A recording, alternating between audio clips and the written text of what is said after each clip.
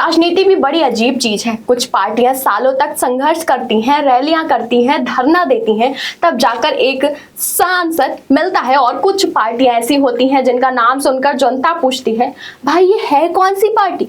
लेकिन देखते ही देखते वो संसद की बड़ी ताकत बन जाती है। जी हाँ, बात हो रही है nationalist citizen party of India यानी कि NCPI की, उस पार्टी की जिसके बारे में शायद देश के ज्यादातर लोगों को पिछले हफ्ते तक पता भी नहीं था और उन्होंने नाम तक नहीं सुना था। लेकिन अब अचानक से 20 बागी TMC के सांसद का नया ठिकाना बन गया। सवाल ये है कि आखिर ये NCPI है क्या? ये पार्टी आई कहां से है और ऐसा क्या हुआ कि ममता बनर्जी के नाराज सांसदों को इस पार्टी ने अपना राजनीतिक भविष्य दिखाई देने लगा? तो चलिए विस्तार से समझते हैं क्या है पूरा मामला।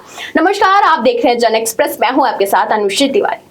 दरअसल NCPI कोई राष्ट्रीय स्तर की बड़ी पार्टी नहीं रही है। इसकी जड़ें जो हैं वो त्रिपुरा से मानी जाती हैं, जबकि पार्टी का रजिस्ट्रेशन पश्चिम बंगाल के हावड़ा जिले के संकरौला पते पर हुआ है। रिपोर्ट्स के मुताबिक पार्टी करीब 6 साल पुरानी है और अब तक बेहद सीमित राजनीतिक प्रभाव रखती है। यानी कल तक जिसे राजनीतिक गलियारों में कोई खास पूछ भी नहीं रहा था, आज वही पार्टी संसद में सबसे चर्चित पार्टियों में शामिल हो गई है। दिलचस्प बात यह है कि TMC के बागी सांसद सीधे बीजेपी नहीं गए, उन्होंने NCPI का रास्ता चुना। राजनीतिक जानकारों का मामला है कि ये कदम संसदीय और कानूनी पेचीदा से बचने रणनीति को हो सकता है। मतलब राजनीति में अब सिर्फ पार्टियां बदलना काफी नहीं है, पार्टी बदलने का तरीका भी उतना ही महत्वपूर्ण हो गया है। बागी सांसदों के नेता काकोली घोष ने दावा किया कि 20 सांसदों का समूह TMC को लोकसभा ताकत के 2/3 से ज्यादा है और अब वे NCPI के साथ मिलकर NDA का समर्थन करेगा। यानी कहानी सिर्फ एक पार्टी के बारे में नहीं है, कहानी पश्चिम बंगाल की राजनीति में बदलते समीकरणों की नहीं है, कहानी ममता बनर्जी के सामने खड़ी नई चुनौती की है और कहानी उस NCPI की है जो कल राजनीतिक फुटनोट थी और आज राष्ट्रीय सुर्खियों में है।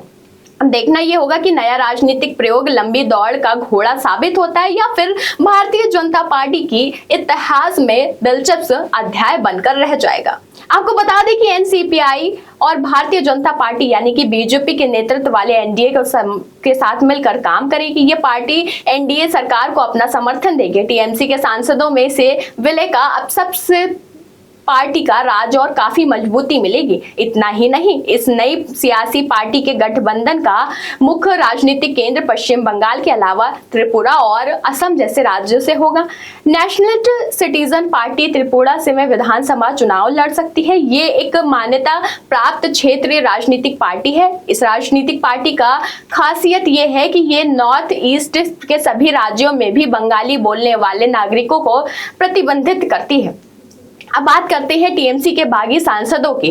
तो रिपोर्ट्स के मुताबिक TMC के 20 बागी सांसदों ने NCPI विलय का फैसला किया। अगर ये प्रक्रिया पूरी तरह से मान्य हो जाती है तो लोकसभा में ममता बनर्जी की पार्टी को बड़ा झटका लग सकता है।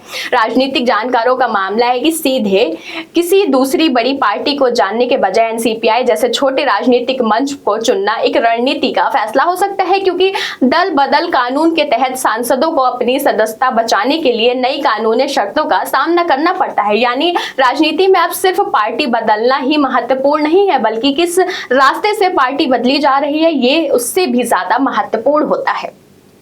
अब सबसे बड़ा सवाल यह है कि क्या NCPI सिर्फ बागी सांसदों के लिए एक नया राजनीतिक प्लेटफॉर्म है या फिर ये पार्टी आने वाले समय में राष्ट्रीय राजनीति में अपना अगला पहचान बना पाएगी? क्योंकि एक तरफ ममता बनर्जी के लिए राजनीतिक चुनौती है तो दूसरी तरफ NCPI के लिए ये एक मौका है कि वह पहली बार राष्ट्रीय स्तर पर अपनी मौजूदगी दर्ज कराए। फिलहाल इतना जरूर है कि जिस पार्टी को कल तक लोग पहचानते नहीं थे, आज उसी पार्टी का नाम राजनीतिक गलियारों से लेकर सोशल मीडिया तक चर्चा बन गया है। अब देखना यह होगा कि NCPI की ये नई सियासी यात्रा कितनी लंबी चलने वाली है और इसका असर पश्चिम बंगाल की राजनीति पर कितना पड़ेगा। फिलहाल इतना तय है कि भारतीय राजनीति में कभी कभी सबसे बड़ा धमाका ये कोई नाम कर देता है। जितना जनता गूगल पर सर्च कर रही होती है कि भाई ये आखिर है कौन सी पार्टी, उतना ही। वैसे इस पर आपकी क्या राय है हमें कमेंट बॉक्स में जरूर बताइएगा। इस खबर में बस इतना ही। ऐसी तमाम खबरों के लिए देखते रहिए जन एक्सप्रेस।